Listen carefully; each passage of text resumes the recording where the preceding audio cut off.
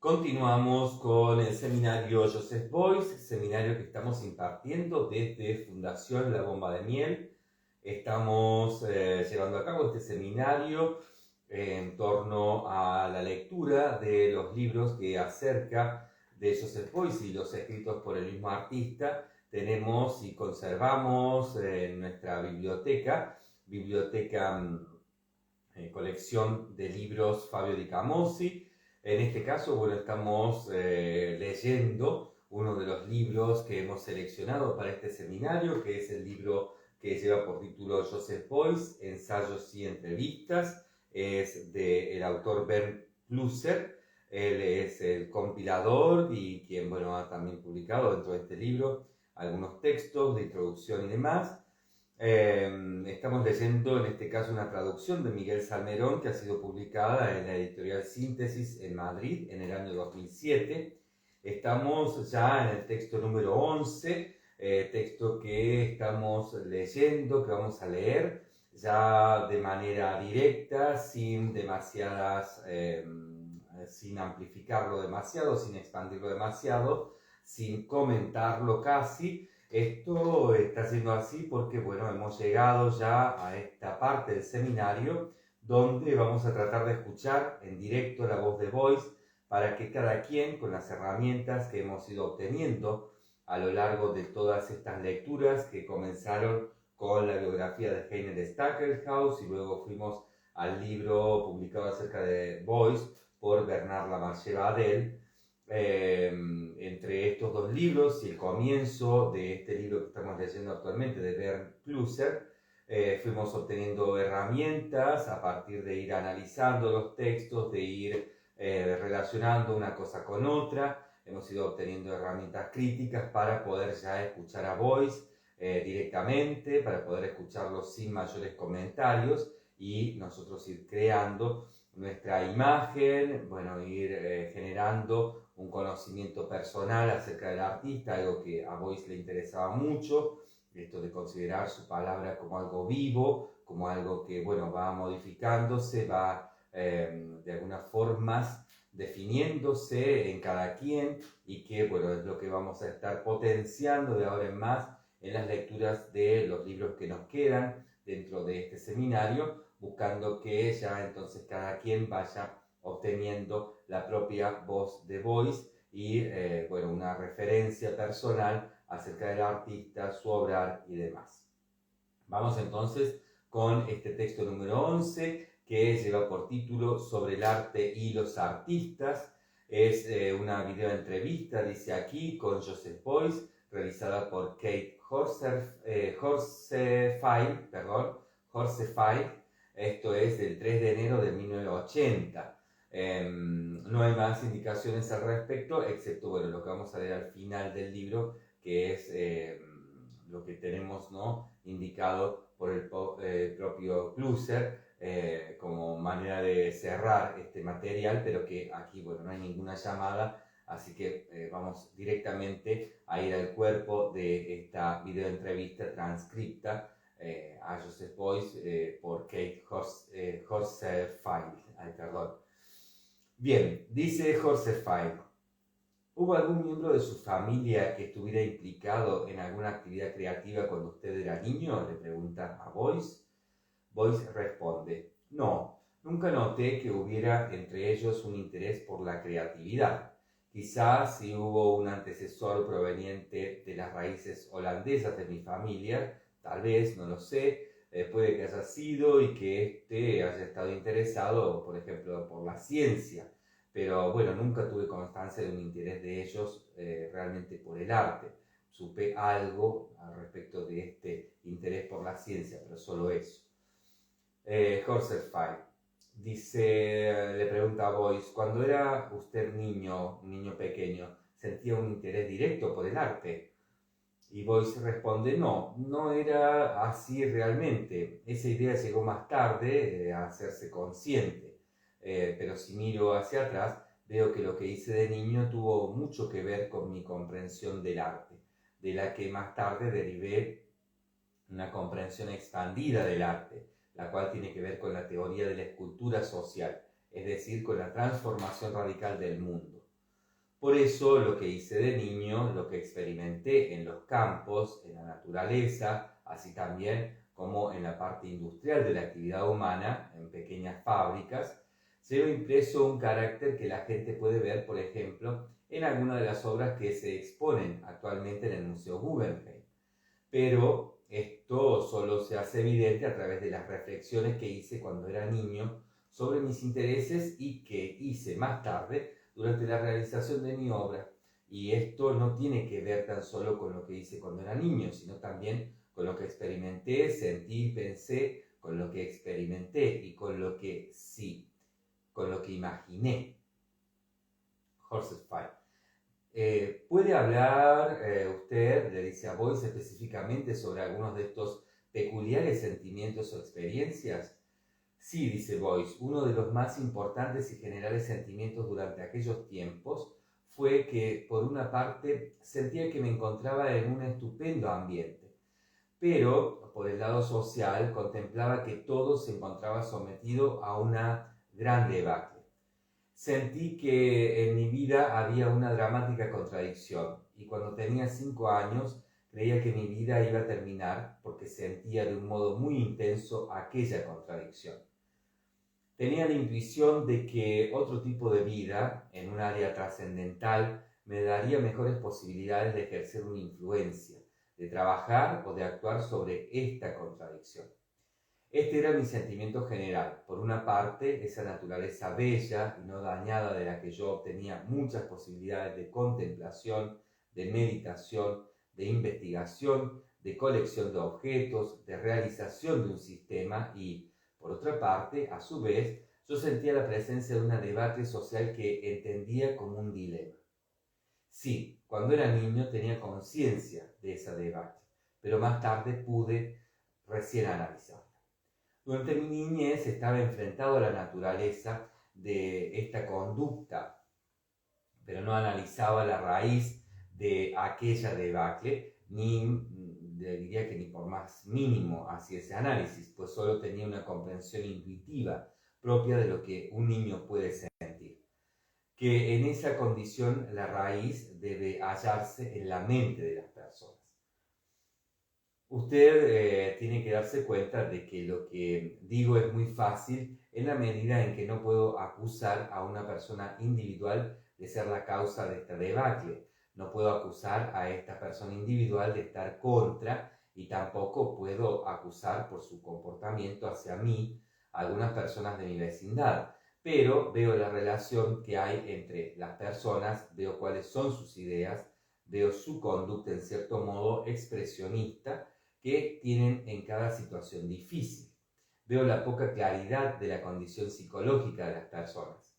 Ya sabe usted que hubo el tiempo de los felices 20 y sentí aquella conducta expresionista, aquella informe cualidad de poder anímico y emoción por vivir. La sentí y tuve la intuición de que llevaría a una catástrofe. Ese era mi sentimiento general. Horsesfield.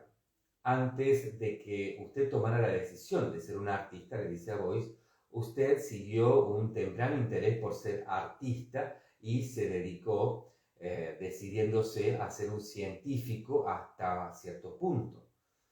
Boyce dice, sí, es verdad, eso es cierto. Horsesfield, ¿qué metas tuvo usted como científico y luego qué le hizo dejar la ciencia y acercarse lo más posible al arte? Sí, dice Boyce, comencé tratando este positivo punto del centro en el que las cosas en la naturaleza se dejaban intactas o relativamente intactas, y ya desde niño empecé a elaborar con una especie de circo y teatro una metodología y un sistema relacionado con los fenómenos naturales, los animales, los insectos, las plantas. Cuando tenía 7 u 8 años, me interesé mucho por investigaciones ya realizadas. Tenía profesores que estaban cercanos a este interés y tuve una especie de laboratorio en el que trabajé hasta los 15 años de edad, cuando desarrollé de hecho un laboratorio en el que hice experimentos de física, química, zoología, botánica y cosas similares, y decidí estudiar entonces ciencias naturales. Entonces estaba cerca la época en la que empezó la Segunda Guerra Mundial y mi actividad se vio detenida por mi servicio de armas. En la guerra, cuando servía como soldado, tenía el permiso de mi comandante para ir en mi tiempo libre a la universidad, esto cuando estábamos situados en una ciudad donde hubiera actividad académica. Tuve la oportunidad de asistir a la Universidad de Poznan. Creo que tuve un incidente con un catedrático de zoología discutiendo sobre la teoría global de la ciencia natural que me hizo comprender que no estaba capacitado para especializarme en un campo tan positivista y tan materialista. Esos dos términos llegaron después a mi conciencia. Era una metodología propia de la concepción materialista del mundo. Entonces me di cuenta de que las necesidades de las llamadas ciencias exactas y naturales eran una restricción para mis cualidades y decidí tomar otro camino. Entonces, durante el resto de la guerra, estuve ponderando este problema. Tuve que tomar una decisión sobre esa establecida concepción de la investigación y tuve que desarrollar una metodología para, diciéndolo sencillamente, aportar mi capacidad en la cooperación con otras personas, no para dar lugar a cosas muy importantes. Eso no lo tenía en mente. En mi mente estaba la cuestión de cómo cooperar con otras personas de un modo más relevante, para superar no solo el dilema que experimenté en mi juventud y cuya consecuencia fue la Segunda Guerra Mundial, y ese dilema aún más fuerte en el que estaba sumido durante la guerra. Pensé en la necesidad de tomar una decisión, de reconstruir, de renovar todo el problema de la vida, de las labores y del trabajo de las personas. Sí, esta era para mí la cuestión que estaba detrás del punto crucial de la creatividad humana y sus implicaciones. Libertad para las personas en su trabajo creativo y cómo desarrollar de esta necesidad una especie de orden social, otra comprensión de la ciencia y probar conseguirla a través y con el arte. Horsefly le pregunta, algo que me gustaría preguntarle es, ¿qué clima sintió usted en el arte? ¿Qué le hizo ver en el arte un campo en el que usted podía aplicar sus nociones de experimentación y qué tipos de metas tenía usted? Sí, sin duda, esta, dice Boyce, es una cuestión muy importante porque apenas se veían razones para tener esperanzas en este campo. La única esperanza que tenía la sentí cuando un día vi una fotografía de una estatua que fue retirada en tiempos de Hitler. Era una escultura de Wilhelm Lehmbruck, un escultor alemán de estilo expresionista. Este fue tal vez el único ejemplo, Lehmbruck, en el que de mis 16 a mis 19 años de edad vi la posibilidad de que el arte fuera principalmente interesante para innovar en algunas cosas, en lugar de escribir una repetición aburrida y naturalista de lo que ya ha hecho la naturaleza por sí misma, ¿no? En torno a la representación en el arte de la naturaleza. Esa fue una época en la que estaba muy aislado en Alemania durante la era fascista y especialmente en aquella región en la que nadie estaba interesado en el arte. Había una tradición, no porque la gente no fuera creativa, sino porque sus profesiones eran agrícolas y en la medida en que el impulso industrial del último siglo también dejó huella en el área, allí había muchos obreros empleados en fábricas. En tal población apenas existía algo cultural. Sencillamente no sabían cómo trabajar en ese campo específico y también por la tradición religiosa en la que vivían. Estamos hablando de una zona muy católica. Así, cuando vi aquellos ejemplos, uno de Lehmbruck, así como de otras pinturas, cuando busqué materiales interesantes, vi que había posibilidades para el arte que eran más adecuadas a mi propia capacidad. Pregunta Horsefly. En ese momento, ¿estaba usted estudiando arte? Y Boyce asevera diciendo sí. Horsefly dice, ¿qué tipo de gente eran sus profesores y cómo le influyeron en esta época? Comencé, dice Boyce, a prepararme para ingresar en una academia estatal. Era muy difícil durante aquella época.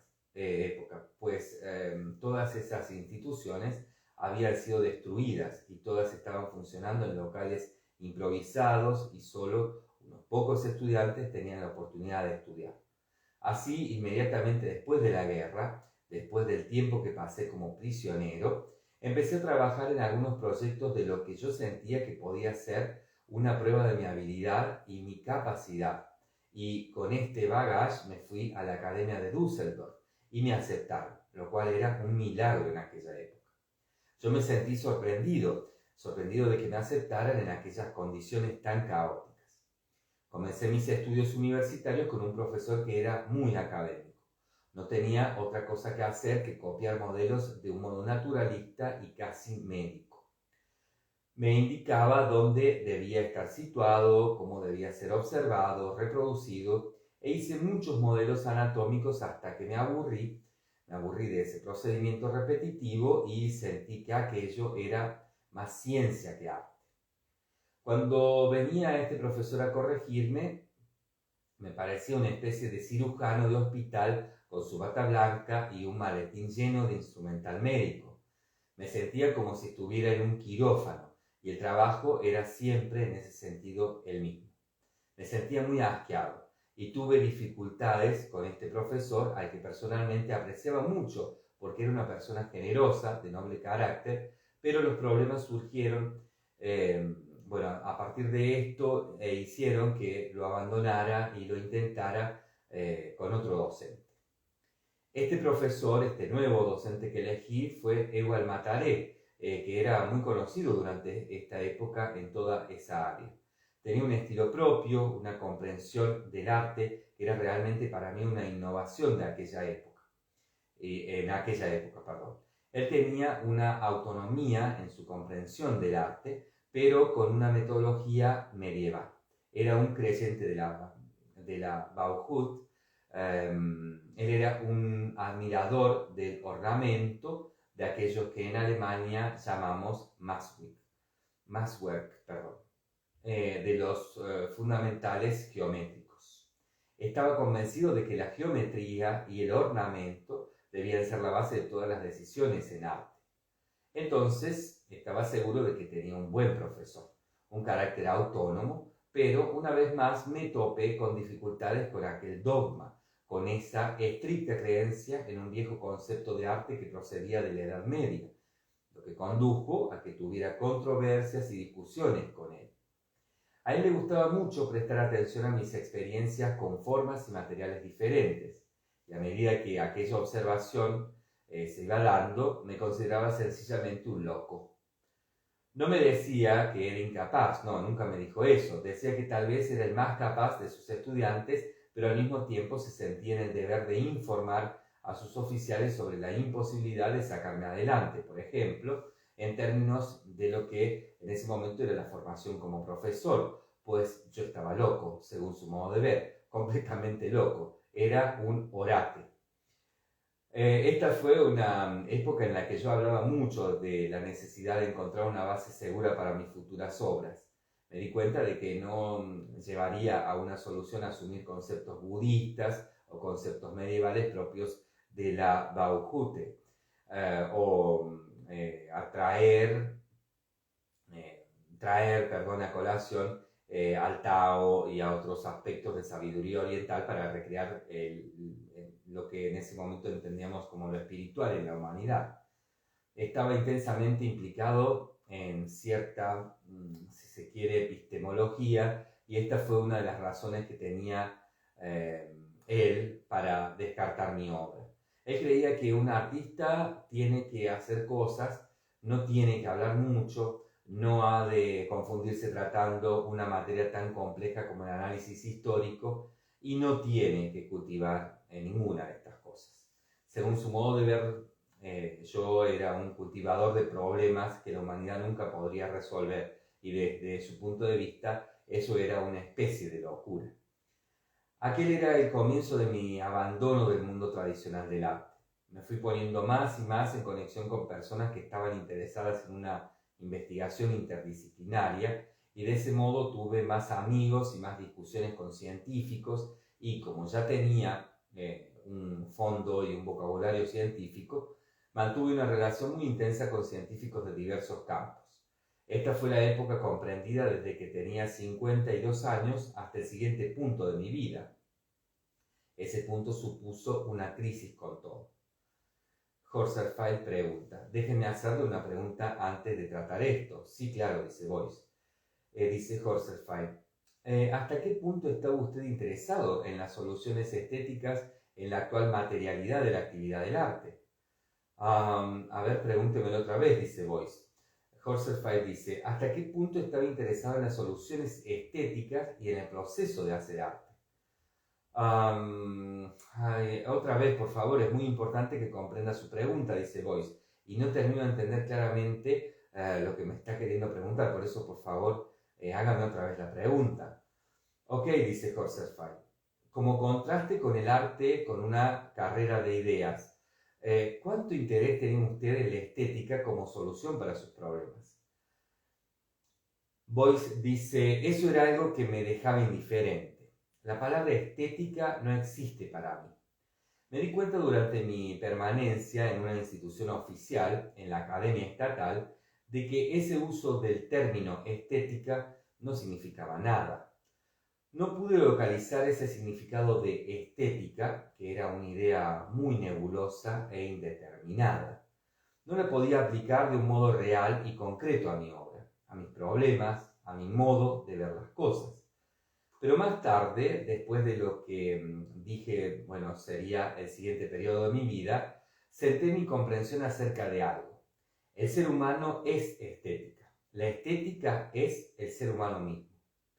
Horserfeld pregunta, antes de que empezásemos a hablar de su educación como artista, usted mencionó antes algo referente a cuando fue llamado a filas en ese periodo en que usted sirvió como piloto. Me encantaría hablar de aquel tiempo y de cuáles fueron los incidentes que le ocurrieron, cómo afectaron a su concepto de instrumento social y cuándo comenzó a manifestarse esto en sus obras de arte. Dice Boyce, a veces todo eso se ve de un modo erróneo. Esas experiencias físicas durante la guerra, que fueron los accidentes, los daños en mi cuerpo, las heridas, y todas esas cosas están sobrevaloradas en la observación de mi trabajo posterior. Horserfeld pregunta, ¿en qué medida están sobrevaloradas? La gente, dice Boyce, ve esto de un modo demasiado simplista. Dicen, por ejemplo, que al estar entre tribus tártaras y entrar en contacto con aquellas familias, me adoptaron como miembro de ellas para darme la posibilidad de desertar del ejército, o que cuando fui mal herido, aquellas tribus me encontraron y cubrieron mi cuerpo con grasa, con una sustancia de origen lácteo, y quizás por eso utilizo en mi obra esos materiales en todo lo que fui haciendo luego, ¿no? Posteriormente. ¿Es eso cierto? Dice Horserfeld. Fue cierto durante la guerra, dice Boyce, pero responde, ¿no? No es cierto que por esa razón tomara estos materiales para mis esculturas. Si esto fuera verdad, ¿cómo tardé tanto en llegar al uso de esos materiales? Dice Boyce. Continúa diciendo, la prueba de que esto no puede ser verdad, y no es verdad, es que antes de que hiciera todo esto, elaboré una teoría de la escultura, una teoría del orden social, una teoría de la acción como una escultura viva y así sucesivamente. Así llegué a obtener elementos teóricos de materiales aislados, elementos en bruto, elementos orgánicos. No tomé estas cosas como medios inmediatamente y de forma drástica, porque estuve en una situación dramática durante la guerra. Bueno, no fue por eso, de ninguna manera fue por eso. No estaba interesado en eso, pero más tarde, cuando creé una teoría y un sistema de amplia comprensión y comprensión antropológica de la escultura relacionada con el cuerpo social y con las vidas y la capacidad de cada uno, pues esos materiales me parecían los materiales más correctos y adecuados para aclarar esta teoría y dar un impulso a la discusión durante las acciones y las performances. Pero sí, recuerdo el periodo de la guerra, sin duda, recuerdo que se trató de un tiempo muy importante para toda mi vida y fue un momento tan interesante que al mismo tiempo estaba en esa condición de emergencia personalmente y para todo el mundo durante la guerra. Así que este fue un elemento muy útil para aclarar cómo superar, por así decirlo, la herida que todos tenemos, no solo la mía. Esos elementos aparecen como una afinidad secreta en mi vida, pero esta relación no fue el motivo para usarlos. Dice Horsfeld, ¿diría usted que esos materiales fueron usados por usted más tarde como una consecuencia de su teoría de la escultura? Sí, dice Boyce, usted ve que fueron muy claramente desarrollados en ese sentido y hubo muchos precedentes hasta que llegué a la simple decisión de utilizar esos materiales y eligiendo esos materiales según mis pensamientos relativos a la necesidad de crear una teoría. Eligiéndolos distinguí la interesante relación que tenían con mi biografía. ¿Quedó sorprendido?, le pregunta Horsfeld, y Boyce dice, no me sorprendió porque, como ya le conté, durante mi niñez hice esas cosas de un modo instintivo y a partir de la creatividad infantil, viendo las cosas de la misma manera que ahora. Trabajaba con máquinas que, por así decirlo, funcionaban sin combustible, sin la así llamada energía física, es decir, máquinas que funcionaban sin conceptos. Y ahora he llegado al punto de poder desarrollar esa maquinaria que funciona sin energía física y puedo recordar que de niño ya hacía lo mismo. Esto supuso algo significativo en mi vida, supuso un paralelismo de pasado y de futuro. ¿Cómo llegó?, le pregunta Horsfeld, a hacer una obra de arte o un determinado tipo de acción que le venía a la mente antes de empezar a hacerla. ¿Qué nos podría decir de esto? ¿Cómo solía proceder? Tengo mucho conocimiento, dice Boyce, antes de comenzar una acción. Sé mucho sobre la necesidad de la idea general de la escultura, pero no sé nada sobre el proceso que se derivará de la acción. Cuando la acción se pone en marcha, mi preparación previa funciona bien, porque estoy preparado para hacer algo sin saber a dónde va a ir. Ya usted sabe, sería algo muy poco interesante, que tendría muy poco que ver con el arte si no fuera un experimento de que no tuviera un concepto claro. Si tuviera un concepto claro para solucionar el problema, expondría el concepto y no sería necesario llevar a cabo la acción. Cada acción, cada obra de arte, cada situación del mundo físico, dibujar en la pizarra, cada performance, provee de un nuevo elemento a la totalidad, de un área desconocida, de un mundo desconocido. Por eso, nunca tengo un concepto claro de una performance. Solo decido acerca de los objetos que utilizo, pero nunca determino el discurrir de la acción o el carácter de la acción en su totalidad. No promuevo acciones por el hecho de llevarlas a cabo, como un tipo de innovación en el mundo del arte o como un nuevo estilo. Sin embargo, he de decir que la naturaleza de las acciones son una posibilidad de alcanzar una comprensión del arte, pues la mayor parte fue traducida al arte moderno oficial y luego fue restringida y encerrada en una torre de marfil, reducida a una forma tradicional de ver el arte como una historia de innovaciones formales sin que se vea la posibilidad de innovar el cuerpo social en su totalidad. Usted ve que este es el dilema del mundo del arte, pero yo pretendo superar esa situación en la medida de lo posible. En todo caso, el problema siempre reaparece y siempre me enfrento a la tentación que tiene el sistema de destruir ese impulso. Pregunta Horsfeld. Ahora me gustaría preguntarle acerca de cómo la gente participa en su trabajo. El público, por ejemplo, ya se trate de los participantes en sus acciones, o del público europeo, o del público que fue a Guggenheim. Supone ya mucho que un buen número de personas haya relatado oralmente o por escrito bastante sobre su obra para comprender los símbolos y la cualidad de los significados que hay detrás de ellos. Esto, en cierto modo, me parece una contradicción con sus intenciones de llegar al conjunto de la sociedad. Si eso fuera cierto, dice Boyce, se trataría de una contradicción, pero no es cierto. Esta imagen ha sido creada por un montón de fuentes y posiciones oscuras, por individuos que están envueltos en esas dificultades.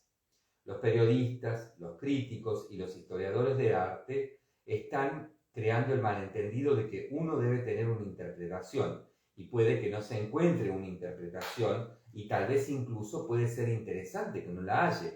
Pero detengámonos aquí, pues penetraríamos por un camino muy confuso. Yo nunca conservo un objeto, continúa diciendo Boyce, o una parte de mi laboratorio para suprimir el término artista, pues este es una alusión a una forma tradicional de comprensión, a un modo de proceder restringido que no tiene ya valor, pues ya no tiene sentido la relación entre forma, material y todo lo demás. En ocasiones aparece una cosa y un objeto que precisa una interpretación, pero yo no los pondría como ejemplos de mi comprensión de la escultura, ni tampoco como un fenómeno estimulante para ver cómo son los problemas que éste implica. De ahí que no sean necesarias estas interpretaciones. Uno de los principios más importantes de la comprensión expandida del arte es que no solo los materiales ordenados o presentados de un modo caótico son escultura. El pensamiento es un proceso escultórico y la expresión de las formas del pensamiento es, por lo tanto, arte. Esta totalidad de la creatividad de la humanidad, que comienza con los sentimientos y los pensamientos y su expresión en un material especial, el material lingüístico, para el que se necesita el cuerpo y otros objetos físicos, la lengua, la laringe, los pulmones, el aire, las ondas sonoras, el oído de la otra persona. Todo esto tiene que ver con la idea de escultura del futuro. Por un lado está la consecuencia física del pensamiento, las formas realizadas en los edificios, en la arquitectura, en los modos de la agricultura, en las llamadas esculturas que tienen una forma especial. Estas implican una imaginación especial en lugar de ser una mera repetición de lo dado. Es posible que las personas vean en estos objetos el resultado de un proceso. Ellos pueden ver, uno podría decir, el carácter de hardware de un proceso. Pero desde este punto de vista podemos ver la fuente de donde comienza este proceso escultórico y el pensamiento, el poder pensante y su consecuencia, la información que para mí significa dar forma a las condiciones materiales. Ahora mismo que estoy hablando, veo que necesito mi propio cuerpo, el físico, la carne. Se trata de una especie de barro para darle forma.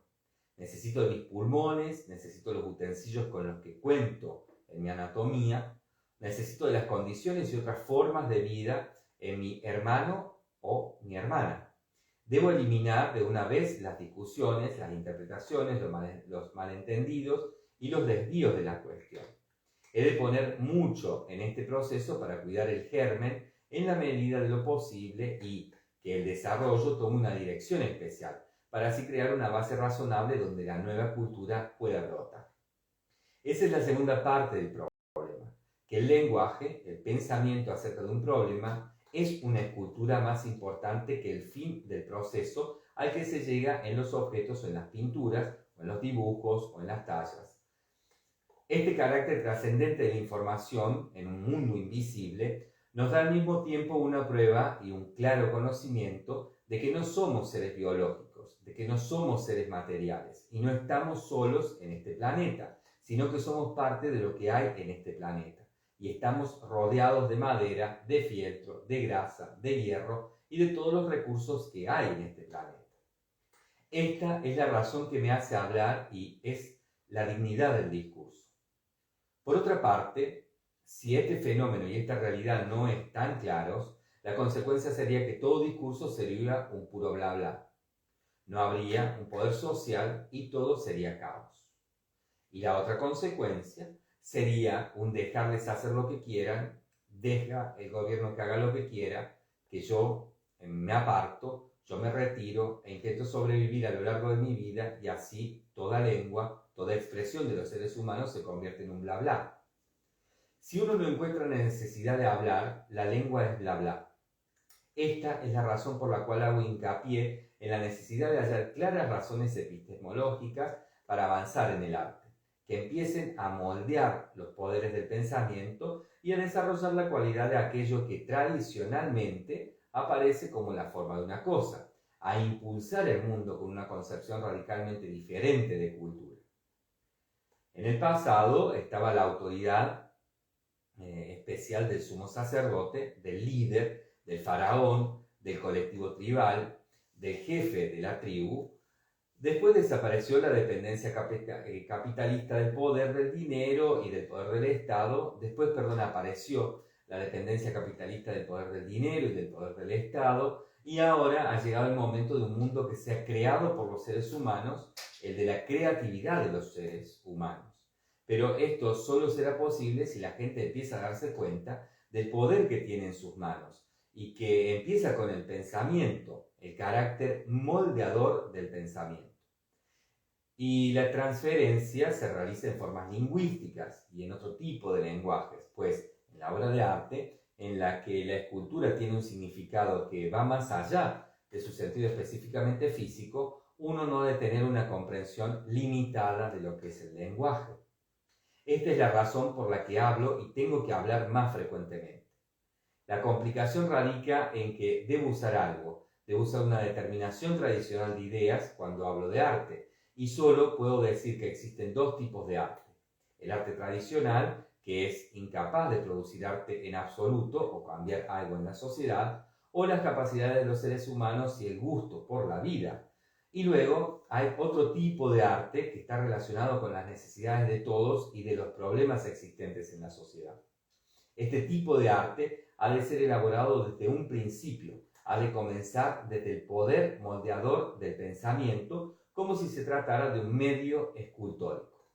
Si este agente escultórico no es activo, no llevará ningún tipo de resultados, ni dará lugar a ninguna forma física, y la forma física solo será la polución del mundo y solo dará lugar a enriquecer el montón de mierda que hemos producido ya. Eso es lo que pienso. Bien, hasta aquí entonces esta maravillosa conversación de Joseph Beuys, ¿no? En el marco de esta entrevista que le hace Kate Horserfield el 3 de enero de 1980. Bien, vamos a ir entonces directamente ya al texto número 12 de este libro, Joseph Beuys, Ensayos y Entrevistas, de Bernd Klusser, texto número 12 que lleva por título Diálogo sobre el arte, la arquitectura del mundo, con su arquitecto Joseph Beuys. Esto es una entrevista con Achille Bonito Oliva, realizada en Roma el 9 de abril de 1981.